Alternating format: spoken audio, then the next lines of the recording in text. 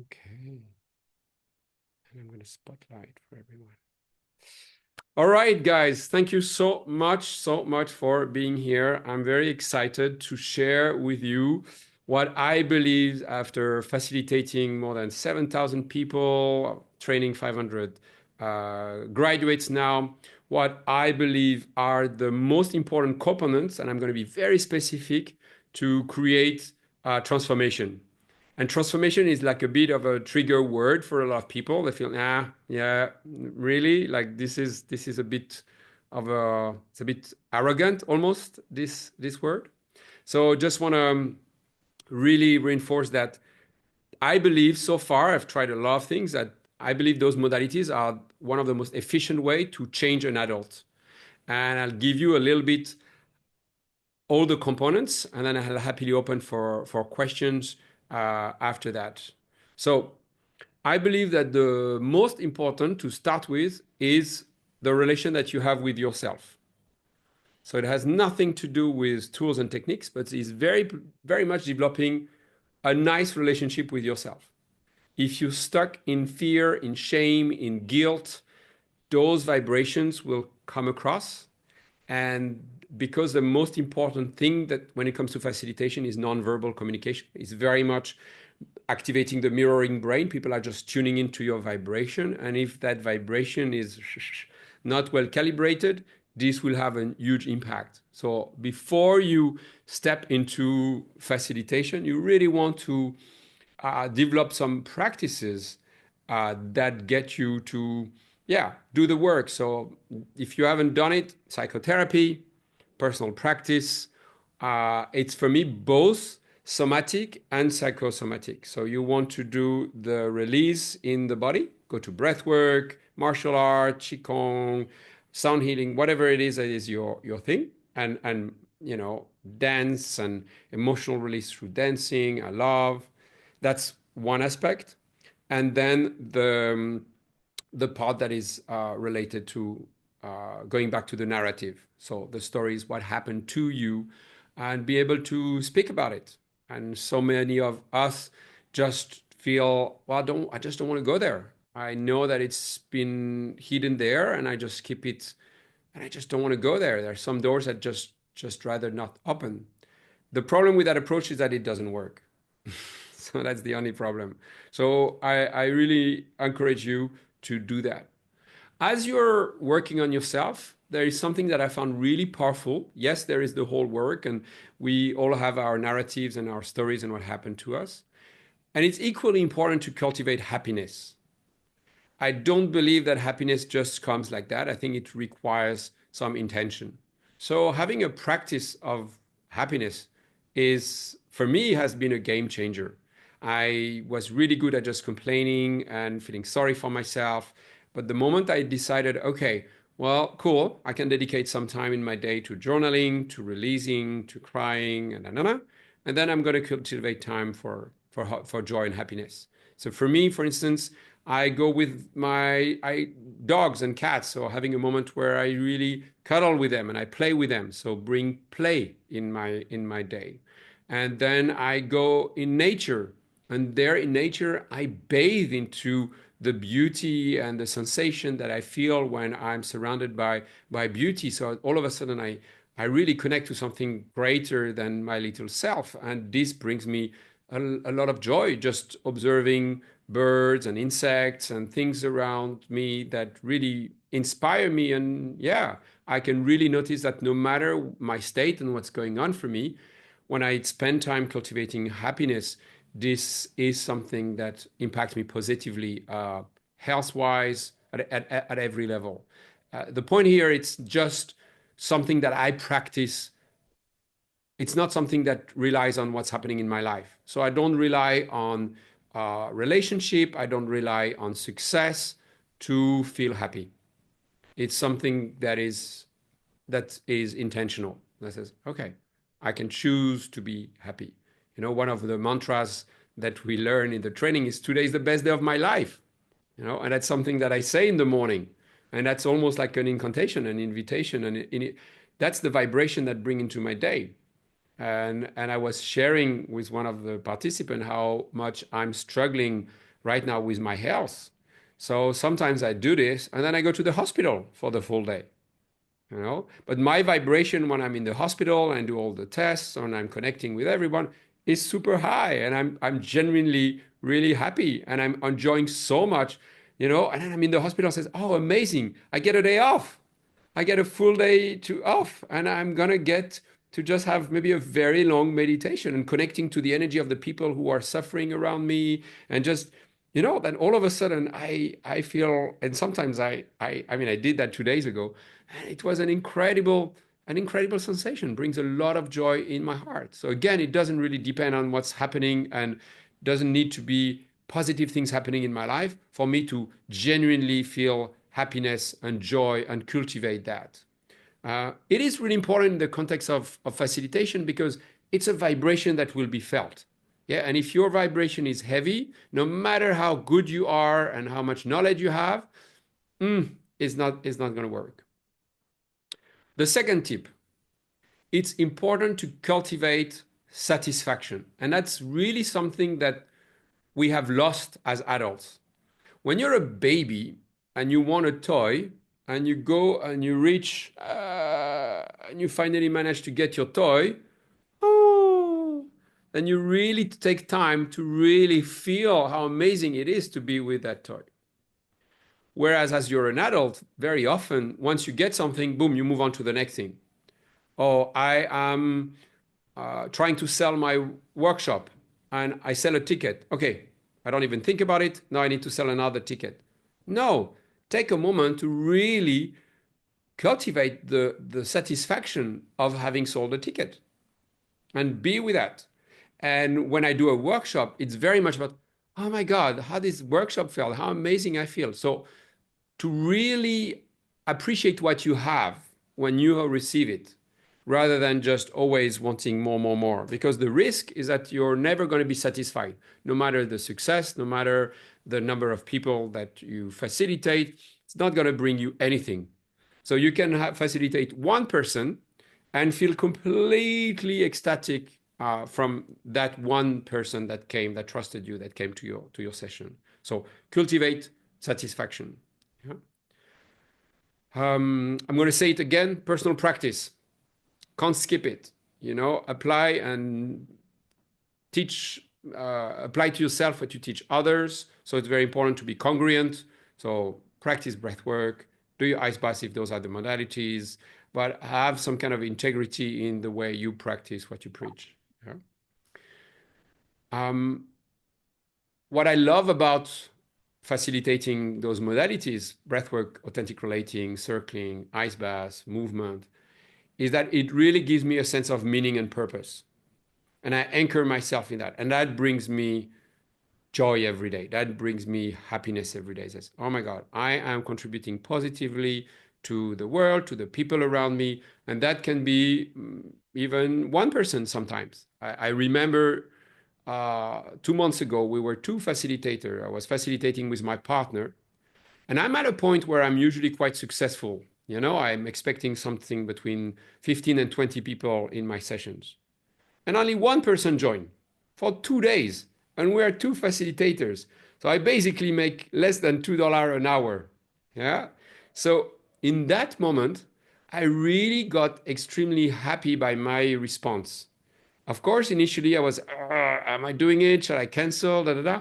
But then no, I went back to, hey, we're going to have the most incredible impact to that person. And that person's probably, her life is going to be completely changed by the level of care and attention. And we can completely shift things around.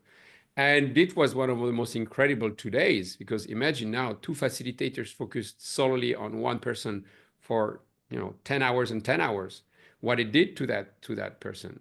So again, it's not so much related to the environment and what's going on, but it's connecting to that sense of, oh my God, my life has a purpose. It has meaning to what I'm doing. I get so much satisfaction from that.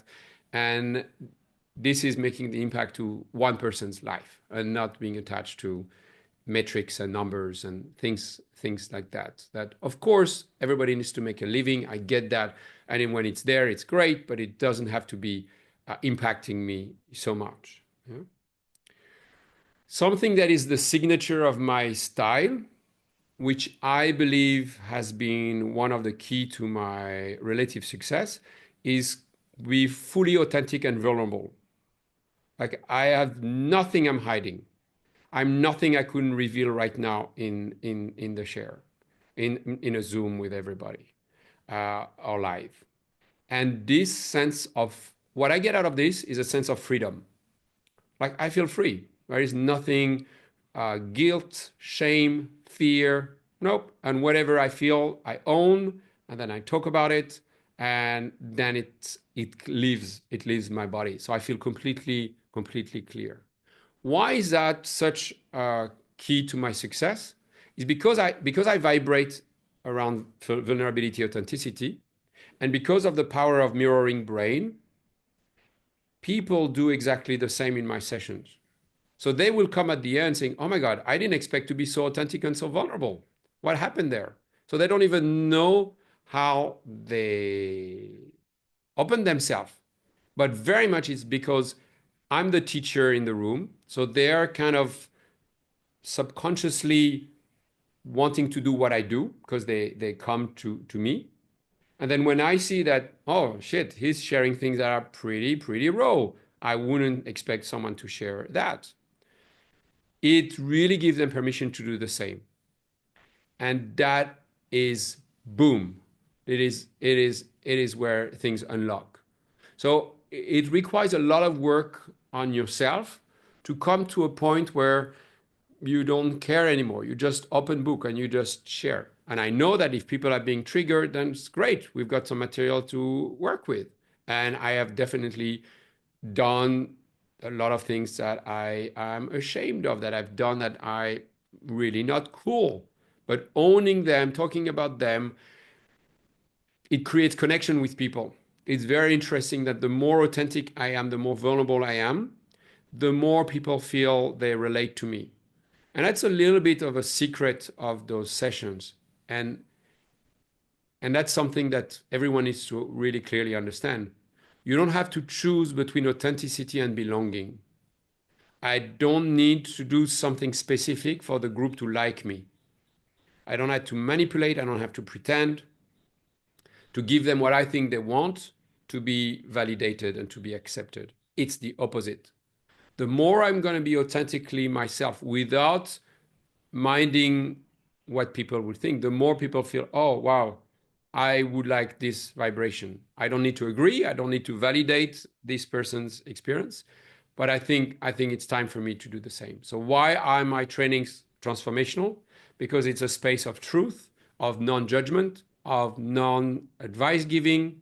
So I really create a container where all parts of the person is welcome. And I work more and more on the perpetrator's part. I find that it's quite easy for people to own what happened to them, way more edgy to share what they've done to others. Yeah. So I really very much encourage you to cultivate this idea of being fully authentic. And, and I tell you, I've shared it in a recent video. What I've realized is if I do that, people learn probably the biggest lesson of the training, which is that we are one. When I share something fully authentically and vulnerably, there is a part of them every time that says, you know what? I'm exactly the same. There is a part in me that is exactly the same. And oh my God, I haven't dared to go to that part. I haven't dared to give that part space because that's a part that I push away. It's a part that I don't really fully own. And what is healing, the definition of healing for me is integrating all your parts, is to welcome to the party all parts of you. And when there is not a single part of you that is not welcome to the party, then we heal. And then we realize, of course, you've heard it and you've seen it, that you're already healed. There's nothing to heal. There is just acceptance, compassion, and forgiveness to yourself and to the different parts of yourself. And once you do that, my friends, For you and for everyone coming to your workshops, they will get the biggest gift of all, freedom. And it's free. And that's amazing. And it's not difficult. And that's the other thing is like facilitating sessions is easy. It's not simple. There's a lot of work that comes to it, but it's pretty easy. You know where to go. There's a lot of work for you to fully own those parts, but once you are on that journey, you're in. Okay, next point. Sorry, so much I want to move on. I find that the secret of an amazing facilitation is to facilitate from the heart, not from the mind. And that's pretty edgy because it means that when I start a workshop, I don't really know where it's going to go. I don't have a clear structure. Okay, the first hour we do that, then we do that, then we do that, we do that, we do that. I really embrace this approach of welcoming everything. And if something's alive in the group, that is for me more important than what is alive in me, which is, okay, let's talk about something or let's do an exercise, then I will always choose what is alive. Because if I go with something that I had planned and it's not aligning with the vibration of the group, it's not going to work. Let's say someone is really charged, getting really angry, and I say, okay, I hope you're going to get better. Now let's talk about breath work. The energy in the group is going to be frozen. They're going to feel, I don't think I feel safe right now. There is something going on there. There is someone really angry. This doesn't work. So if there is a charge in the group, I will go there. And usually that's the part that unlocks people. I always say it, breath work is not the most important part. Ice baths is not, those are just tools. Ice baths, breath work are just tools. That's all they are. But maybe witnessing someone authentically move through anger and be able to, handle it with a facilitator will be enough to trigger everybody. And more triggering and bringing more material, and we don't even need breath work. And then imagine once we do that, and then after that we go into breath work, everybody's fully activated, they will be super safe because they feel that whatever is coming up is being addressed. And we go into something that is magical. So for me, I facilitate from the feminine and not from the masculine.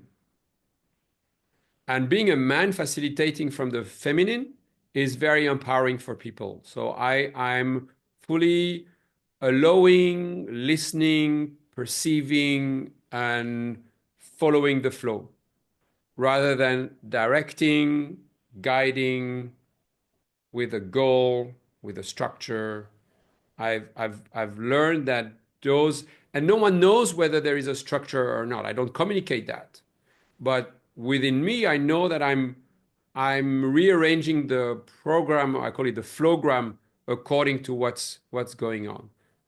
So the result is when people are with me, they don't even feel anything's going on. They don't feel the structure. They don't feel the masculine. They just feel that, whoo, it's easy. I arrive and I get on a journey and I get spat out on the other side and magic happened and they didn't realize it.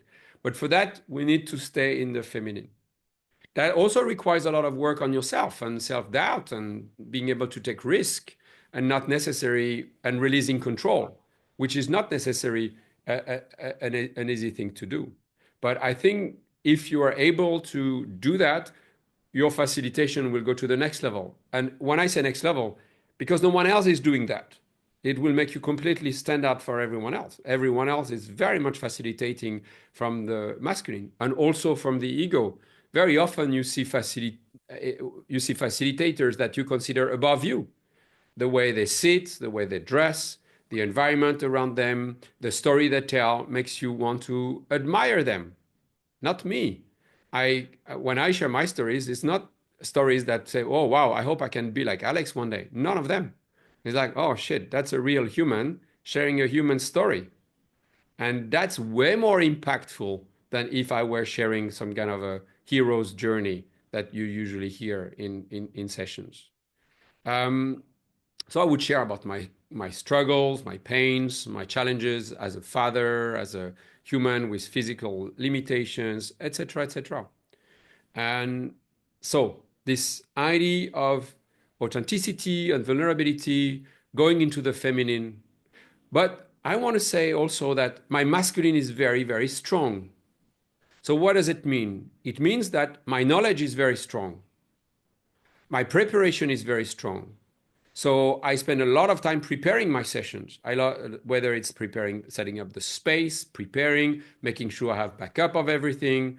And it's also my preparation about myself, how I prepare myself, how I center myself, I ground myself. So I take care of my feminine. So my inner masculine, little bit like imagine a man and a woman, but I do that within. He says, okay, my masculine comes, says, hey, what do you need, darling? I'm here. I'm listening. I'm of service to you. Okay, what's going on? So I take care of my feminine. I take care of that. I say, hello, my love. What's happening? I'm fully here for you. So having those moments of listening to myself and then giving myself what I need, then all of a sudden my feminine can relax and I can feel, okay, I'm taken care of. Someone's there. I have a man by my side who's comforting, who's supporting, who's going to be there if I need him. Okay, now I can go into my full power. So this very much tantric approach to developing a relationship between my inner feminine and my inner masculine is really important. I invite you to explore tantra if you want to go further on that and the power of this inner connection. Yeah? And of course, this is the best relationship tips I can give you, because once you develop this relationship within, forget about having problems in relationship with outside representation of the feminine, because you definitely will apply the same. So it's absolutely important there.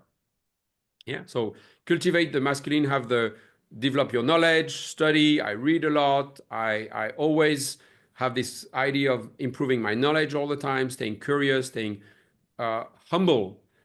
Stay humble. Humility is a very attractive energy, and it's something that is also getting you to always, come from a place of, yeah, I'm just like you, I'm just a student. And when I'm a student somewhere, no one has any clue of what I do because I'm fully in student mode. I have no interest in lecturing anyone. And this student mindset will make everyone feel safe. Like I tell you, the three words that make people extremely safe with me. So when they ask a question and my answer is, I don't know. When I do that, I look at people's face and says, oh, cool. Like if he can own what he doesn't know, that I can trust that when he says he knows, he knows. And I every workshop there is something I don't know. And of course I'm a good AI, so I learn along the way. And next time I'm asked a question, I usually have a bit more knowledge about it. I think I'm getting out of focus here and there. Okay. The next point is to cultivate a very clean energy, to be mindful of your vibration and your energy. So I'm going to elaborate on that. I am conscious that I'm here to give and not to take. I'm a giver. So I'm of service. If I share something about myself, it's not because I need validation. It's not because I want to be admired. It's not because I want something from the collective. It's because there is something there that can be helping people in their process. So at any moment when I'm in the container of facilitation, I am 100% giver. I'm not there to take. And just check in, if you want people to praise you at the end, if you're attached to the impact that you're having. And if you need validation, then check in why you are insecure and why you need the validation from your peers or your students, because that's not healthy. Yeah. And once you get clear from that, I say in my trainings right from the beginning, please don't waste your time having an opinion about me because I don't care. So let's get over with that and then just focus on yourself. And then we can go somewhere. But if you're thinking, Alex said that, but then he said this, he's not coherent, and oh my God, you're going to waste a lot of energy having a judgment and an opinion about another person. And notice that a lot of us get distracted from the real work because we're way more focused on finding the flaws of the person across. Well, guess what? Facilitators are humans and they're no better than the students. And I think what's wrong with the world of facilitation is we've got facilitators that, put themselves on a pedestal and then they're telling a story which is fake and not true. And at the result, there is some kind of a disconnection and they don't feel fully free and liberated because they're pretending. And social media is a big place for that. So yeah, just this idea of having a clean energy, I'm not here to take anything, I'm here to give, will be received and will create a lot of safety. And that's something for everyone. As a male, being with a lot of women, being in Ubud, a lot of women participants, it's of course very important that they can feel that, there is nothing that could lead to anything inappropriate, so they can fully relax into it, etc., etc. So in general, be in the energy of giving, not in the energy of taking. And it doesn't mean you don't want to be validated. It's okay to be wanting to be validated, but just check it and have a little bit of a says, okay, here we go. There is that part of me. And best is if you can also give it to yourself, taking a moment to journal, to be with yourself at the end of the session, says, okay, amazing, look at you, this is great, you did that, that, that, that, that, and really feel the satisfaction within, not relying on anyone, whether it's a partner or a student, to tell you how great you are. Again, it's the reward of all this is freedom. It's like all of a sudden, okay, people like me, great, they don't like me, great, and that's very relieving. um and that's something to bring also to your therapist, because if you are there, it's most likely that you're looking at the wrong place. You want your mother and your father to validate you, and you're looking at getting it from a partner or from your students. Well, obviously, it's not going to work. You're just looking in the wrong place for validation. So no matter how many hundreds testimonials you get, it's not going to bring you any satisfaction. And if you want to know why I'm an expert at everything that I talk about, because I've been through every path. Yeah, I've taken the path of wanting validation. I've taken the path of the masculine. I've taken the path of all of that.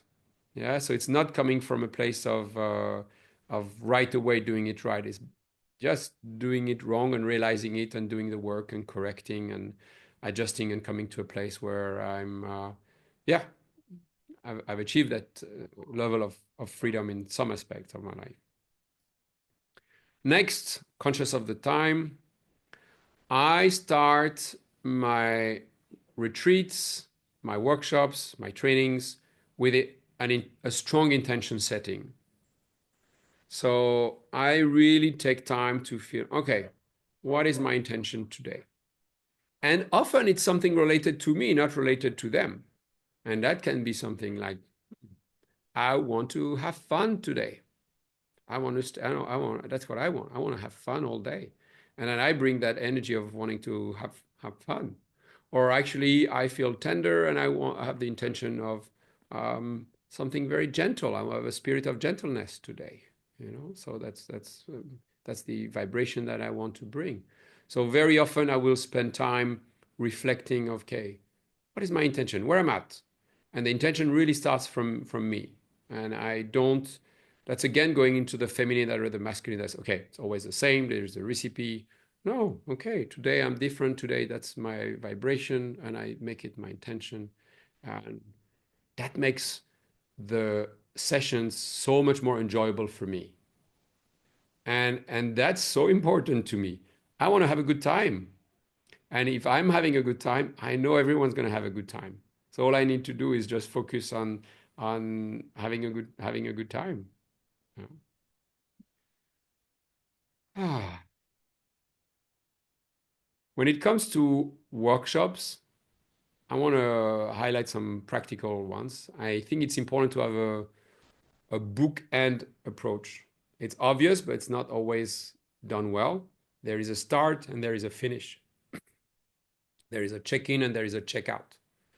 There is something about opening a container and closing a container. And that's where, The masculine is useful. Time management. I start on time, I finish on time. So my family, I'm in the flow, and then I have my masculine here on check. Yeah. And they communicate, but there is definitely a space at the beginning for people to express. And I never speak first, I always speak last. So I always start by getting people to just open up, so I have all the information and I can really feel, and they are not influenced by me. I really want to receive their authentic self. So if I speak first, that's not going to happen. So I listen, I listen, I listen, I listen, and then wow, all of a sudden we've got a feel. And it's also amazing for them to witness what's happening just, a few hours later when they do their checkouts as, oh, wow, I was there, now I'm there. So it's a good moment of awareness for the participants to really realize what happened. But if I didn't do a check-in, they wouldn't appreciate the checkout. So really important importance of having a bookend approach. It's obvious, but let's talk about it a little bit. For transformation to happen, people need to feel safe.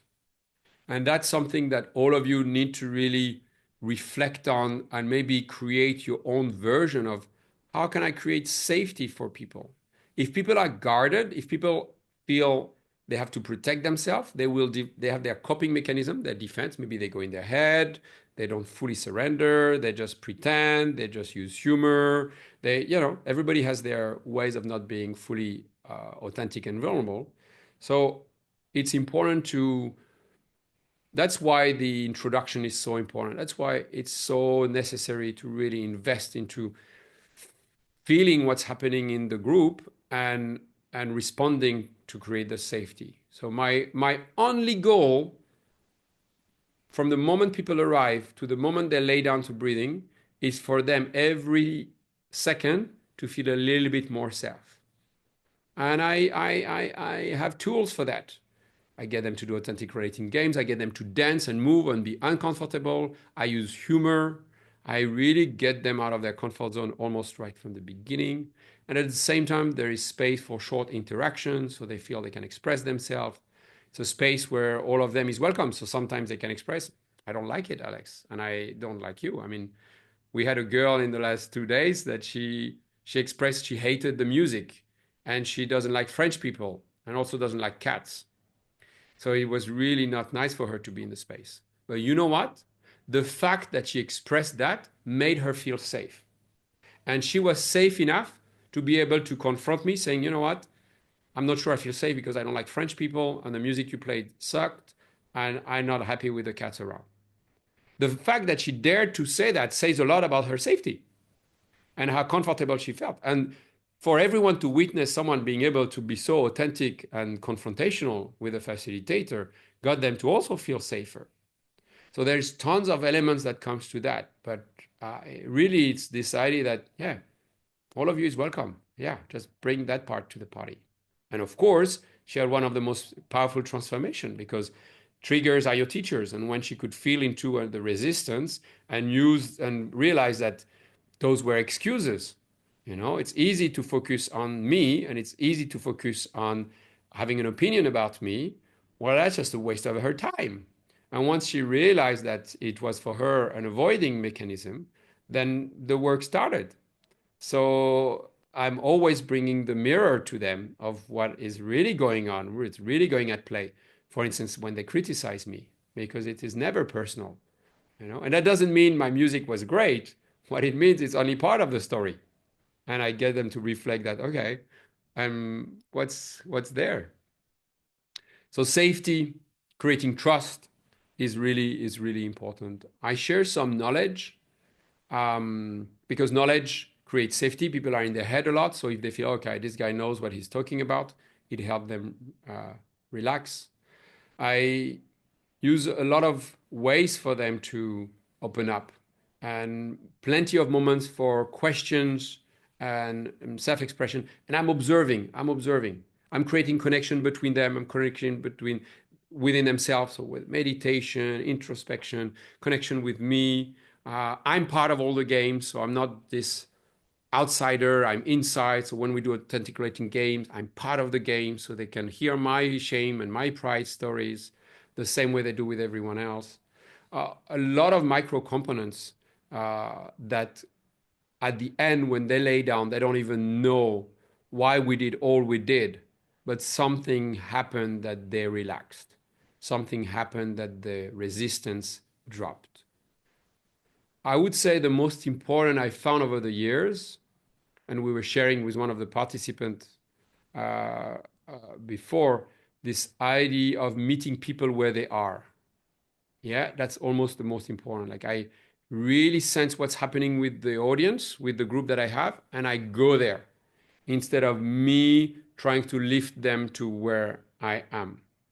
Yeah. So if I'm in prison, if I'm with children, if I'm in a corporation, I will not behave the same way. If I'm with children, I will go to the floor. If I'm invited to speak to a conference, a serious conference, I will wear a suit. Yeah. So I'm not going to use different codes. I'm going to get them to, okay, this guy is like me. Somehow, this is the message that I want them to receive is, don't look at me and look at my beautiful white clothes and my, the fact that I'm barefoot on stage and things like that, because that says, well, this guy is not like me. So I'm less likely to want to connect. I'm just maybe already having judgment. But the fact that I'm like them, then they forget about me. This is boring. Let's not. And then they can really focus on themselves and really receive the direct transmission rather than have their filters in the way.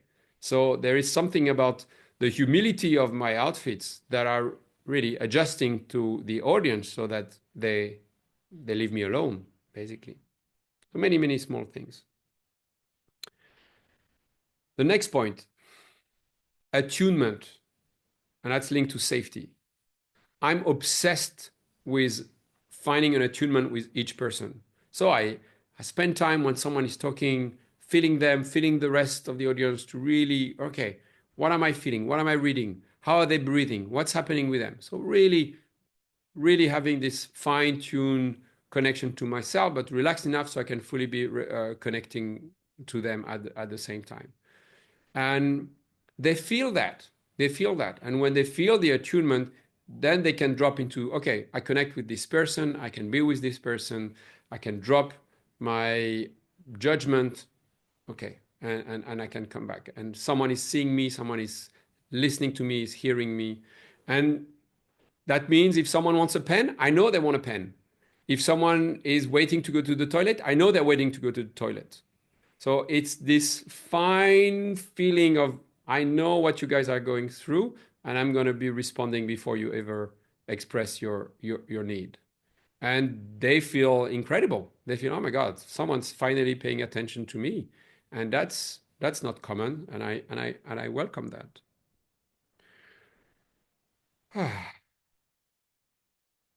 Now comes a crucial point, which I believe with Breathing Cold, very arrogantly, we do better than other facilitators and other trainings, is the integration. I consider that what happens after breathwork is more important than what happens in breathwork. And sometimes I can keep a third of the time for what's happening after the breathwork. And that's a little bit difficult because it means I'm not going to be in control. And maybe no one has anything to say. And what am I going to do? There's a lot of fear that could come with this.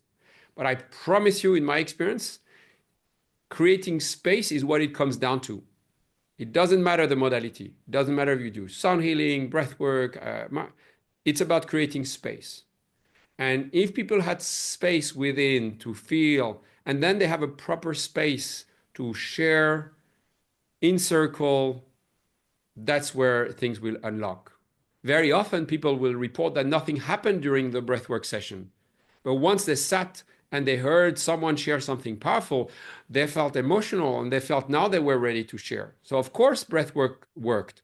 It opened them up, it relaxed them, it got them ready. But they needed the trigger of someone else share about their secret and their pain and their trauma for them to be able to share. And if they feel safe enough, I've witnessed everything.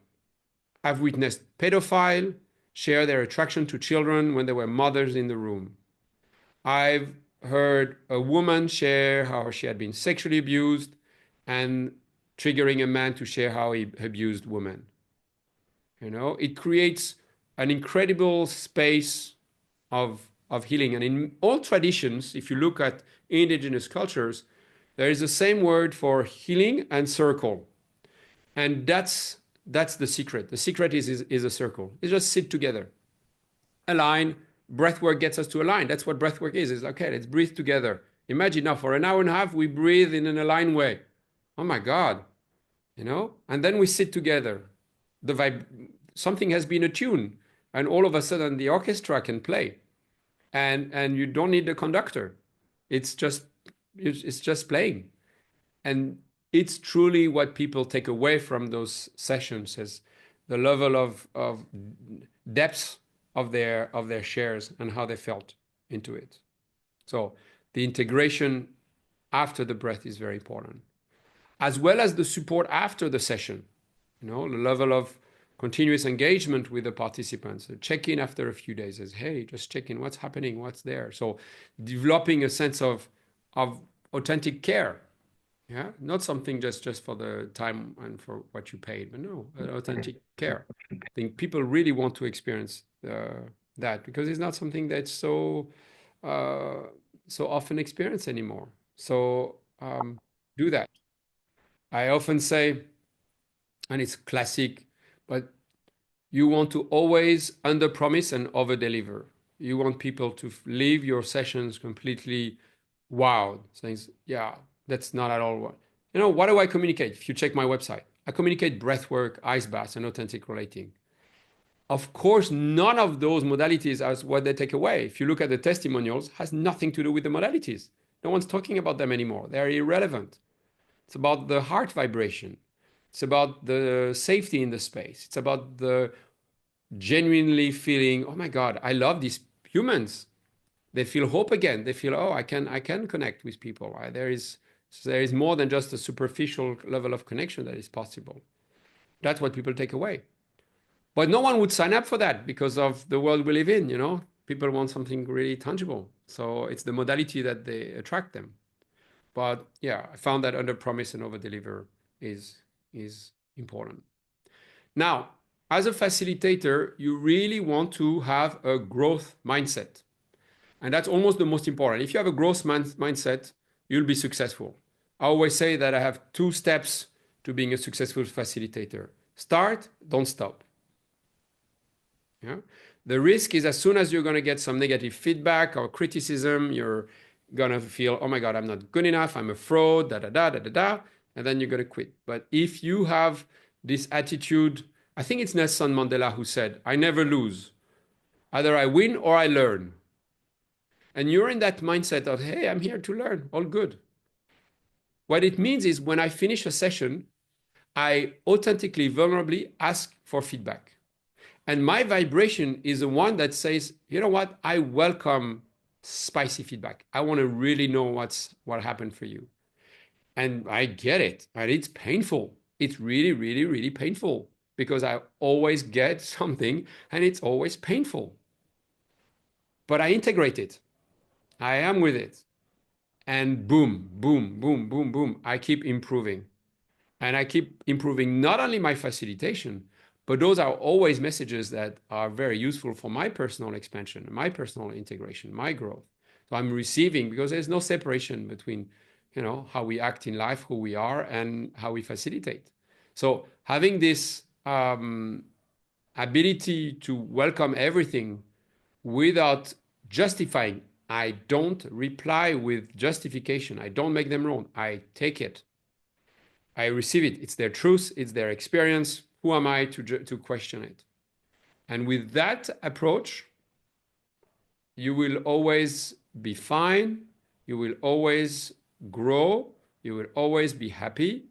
You will, stay in confidence. That comes with one of the most important practices for me after I do a session.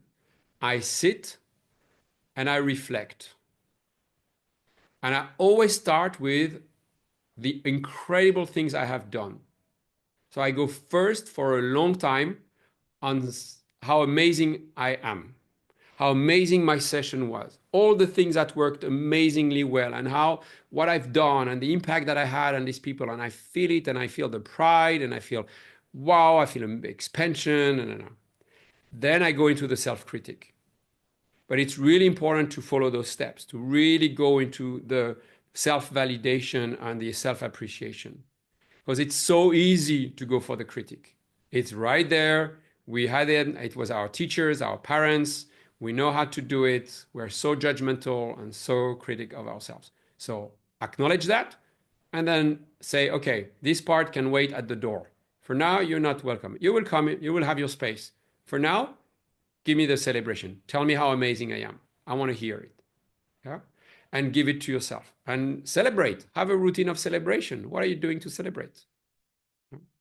So, yeah, I would say that's a little bit my summary. Um, just finish maybe with the last one.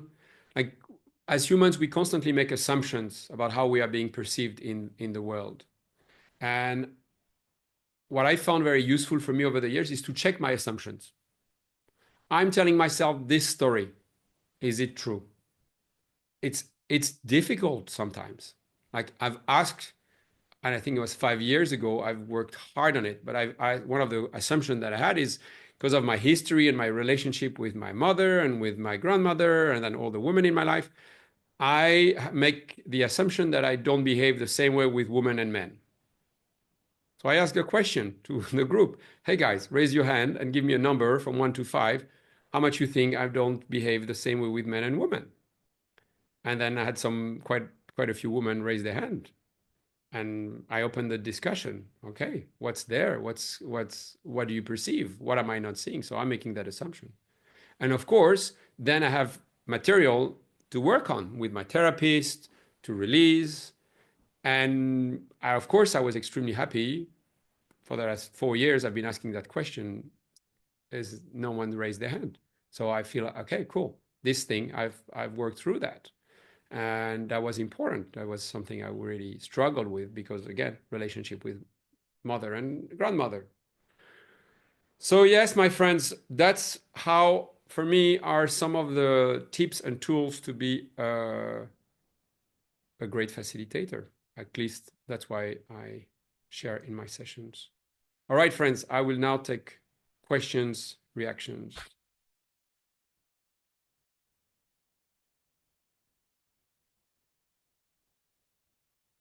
I have a few questions, Alex. Go ahead. Well, first, you said micro something. I didn't catch the other half of that. Micro compliments?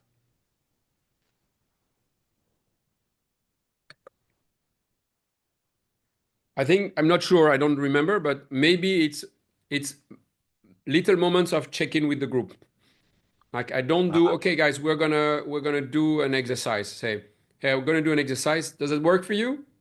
But I okay, ask validation. I ask. So is it maybe micro attunement, micro moments of connection? okay.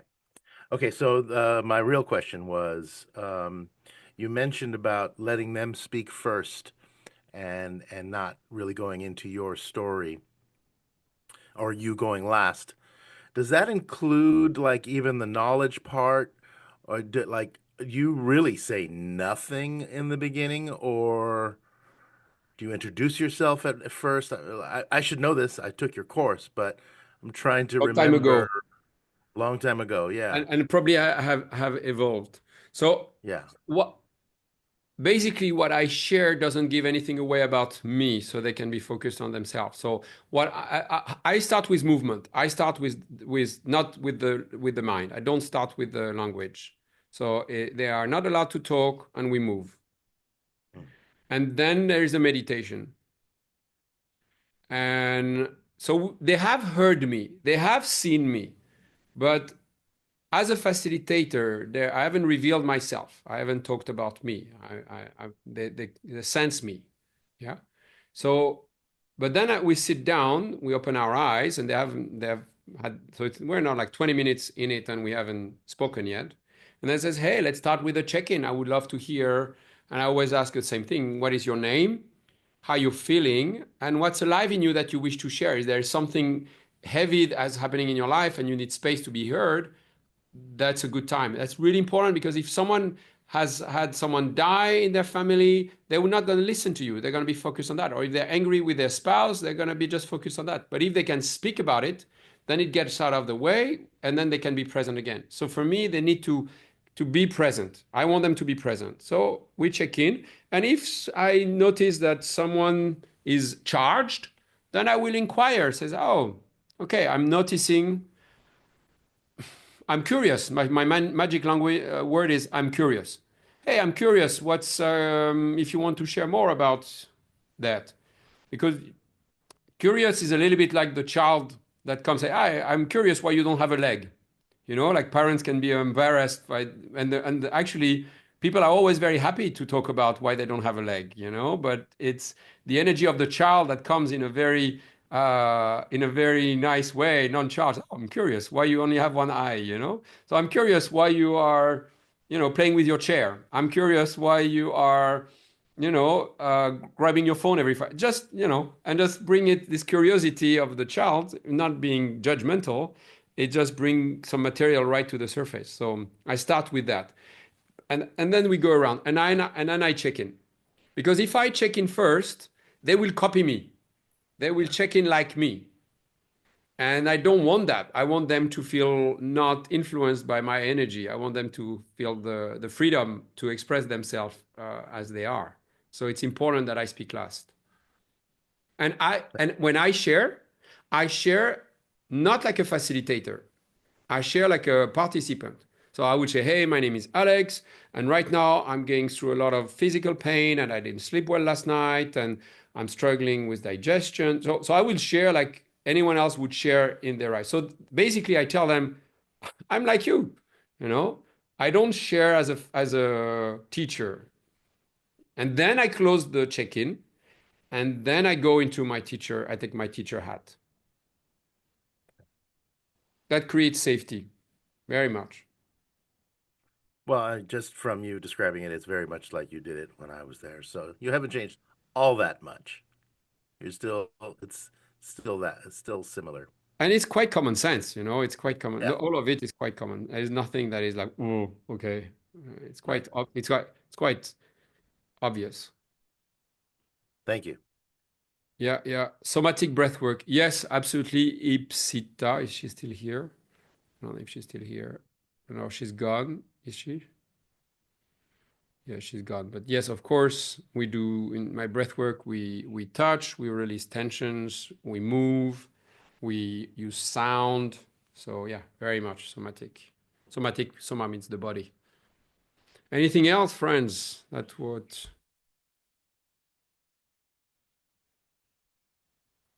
triggered or questions? Go ahead, Cameron, then Joseph. Cameron. Sorry, just a quick question. You mentioned, maybe not feeling well. Is it still possible to facilitate a good session if, maybe your energy is generally, you're doing your practices and stuff, but maybe you're feeling a little like that? Can you still, I guess, exemplify maybe good energy rather than high energy? So vulnerability, honesty, all of these sort of things. Is it still possible to facilitate a good session like that? I'm not sure gallery. I'm gonna remove the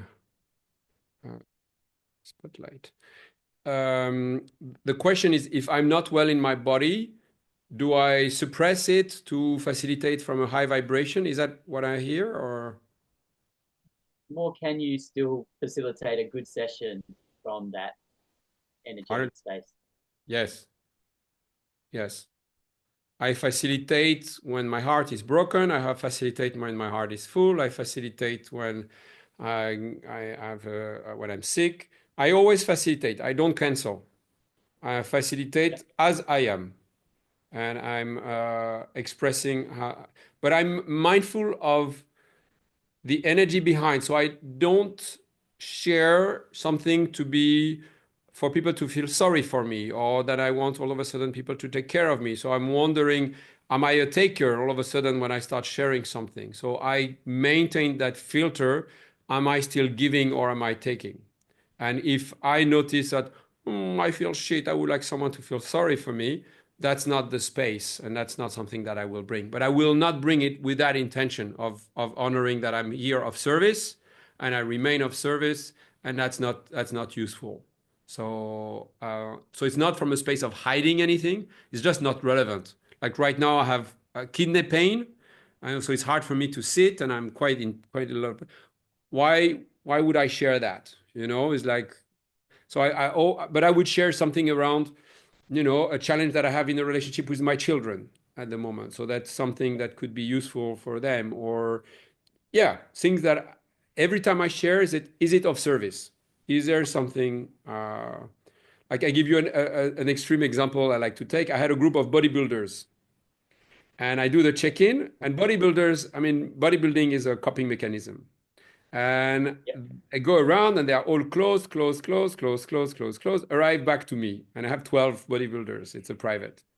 And then I shared, which is unfortunately true, that my girlfriend the same morning had shared that she had the best sex of her life.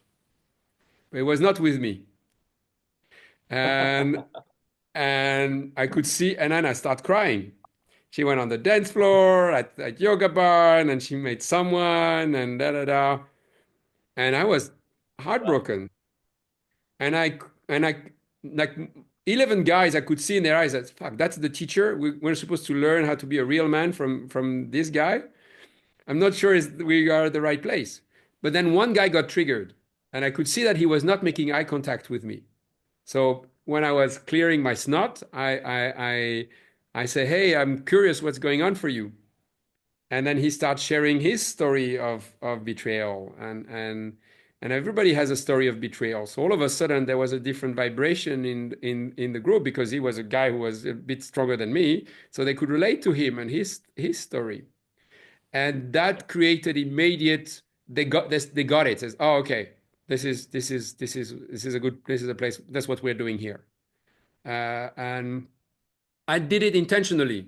Had them open up, and if there were a lot going on for them, I would not have taken the space. So I used kind of my authentic experience to as material because I thought that would be, and it's true. It's not. I don't lie, but it's very vulnerable because I think it can be useful, especially in an environment of alpha male who are completely hiding. So yeah, and Okay. then in That makes sense. prison, Thank you. I will share things that I've done that to be honest, if I wasn't white and French, I think I would also be in prison. And all of a sudden and I tell them that's the only difference because you're from minority ethnic and you probably come from a difficult background and you end up in here and I'm French and I'm white and I got away with it. And so I find things and I find ways to relate. I haven't killed anyone, I haven't raped anyone, but I've done things that could have put me in jail.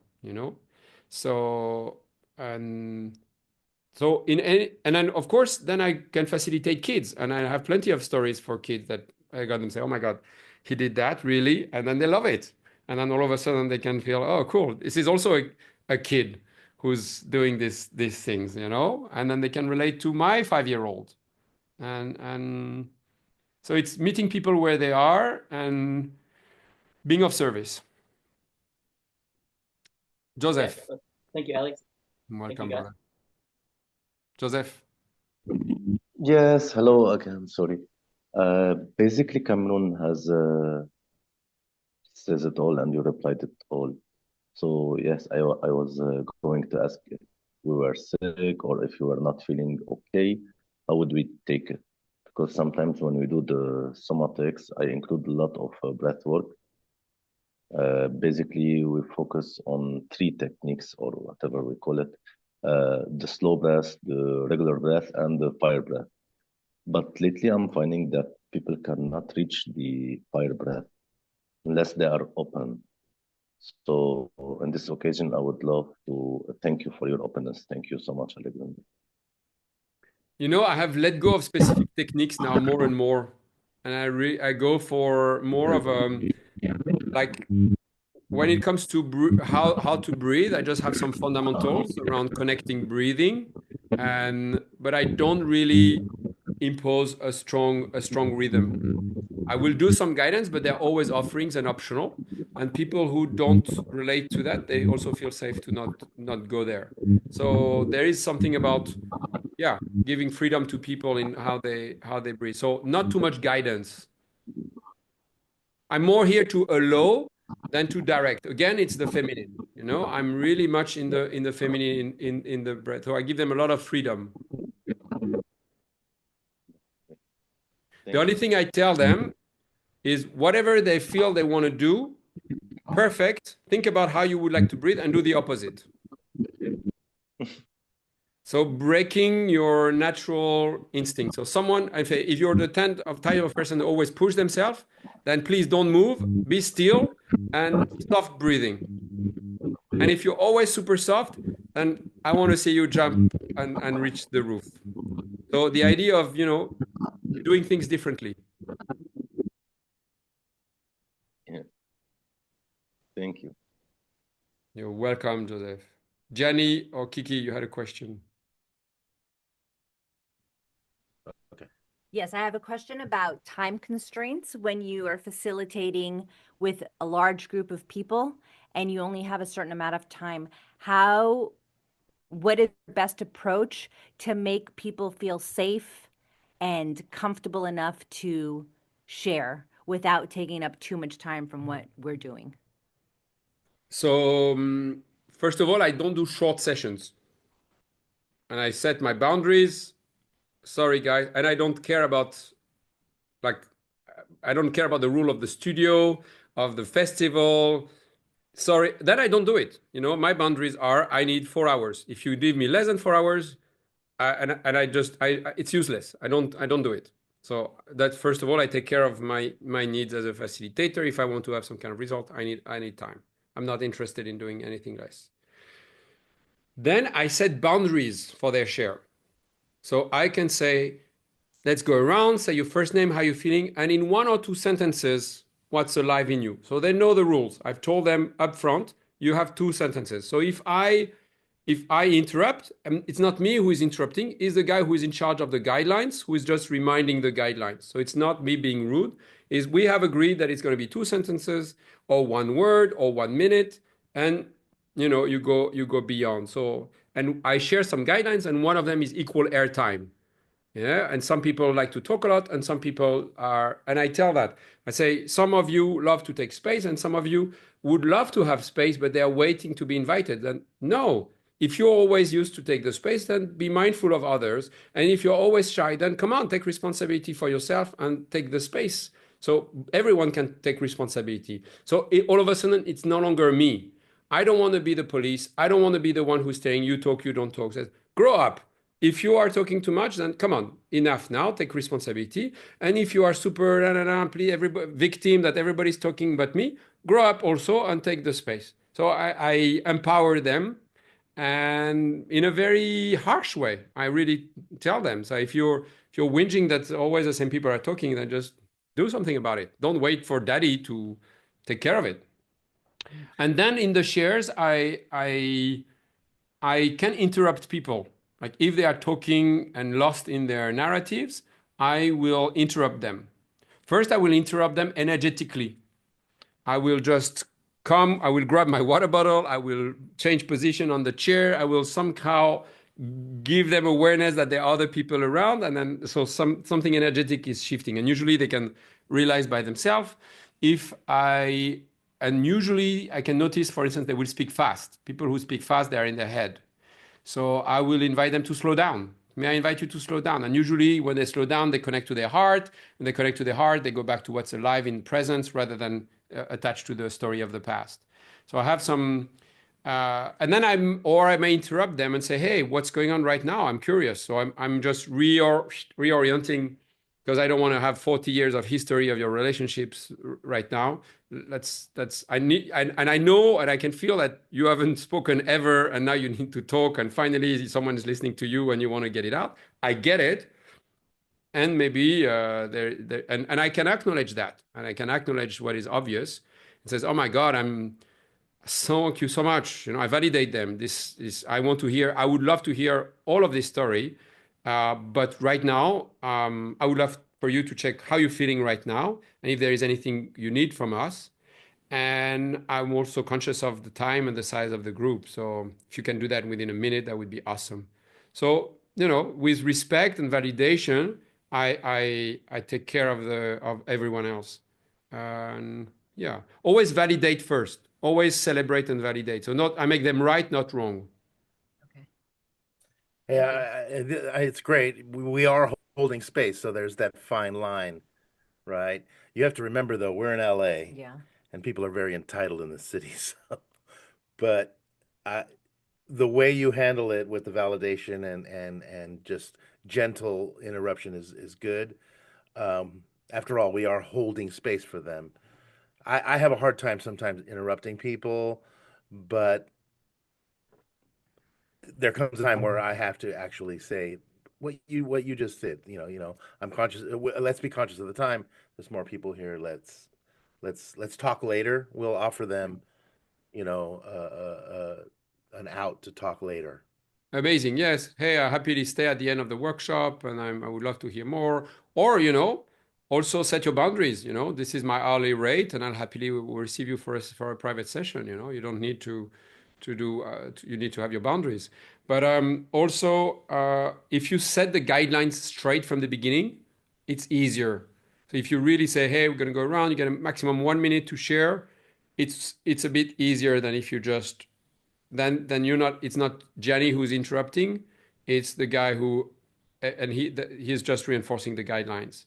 So I find it easier to have guidelines. Thank you. Yeah, thank you. Anything else? Anyone? Hélène, Nicolas? Feedback, reactions? Sonika? Shilpa and Pashnit, I know you. My graduates also. No, they are doing their laundry. No, Sonika is not. All right, guys. Well, if you don't have any question, we will close. Or any reaction? Well, thank you so much. Feel free to share the recording with anyone who you think could be interested in improving their facilitation skills and spread the word. I love you all. Bye. Bye, Thank you. Sandro.